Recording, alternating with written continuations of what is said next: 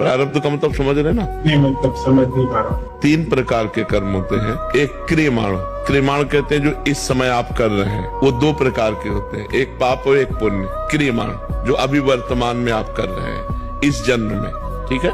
संचित कहते हैं जो करोड़ों जन्मों के पाप और पुण्य जहाँ एकत्रित हैं आपके, उस रजिस्टर को संचित कहते हैं। और उस करोड़ों जन्मों के संचित कर्म से जो इस मानव देह के बनने के समय पाप और पुण्य निकाले गए, इस अवस्था में आपकी उन्नति होगी, इस अवस्था में आपकी अवनति होगी, आपको ये रोग होगा, आपका हाथ टूटेगा, आपका एक्सीडेंट होगा, आपको ये लाभ मिलेगा, जो जो लिखा है वो अब भोगना पड़ेगा। जैसे इस शरीर में लिखा है कि किडनी फेल, ये भोग भोग, तो बचपन से पर भोगना पड़ रहा है, इसे प्रारब्ध भोग कहते हैं। ये बहुत वज्र की लीक होता है, इसे भोगना पड़ता है। तो हम भजन करके संचित को मिटा सकते हैं, भस्म कर सकते हैं, और क्रियमाण को सुधार सकते हैं कि पाप कर्म ना हो, लेकिन प्रारब्ध को भोगना पड़ेगा। इसीलिए कहते हैं कि देखो भजन करते हुए वो दुख भोग रहा है, उसको क्या लाभ मिला?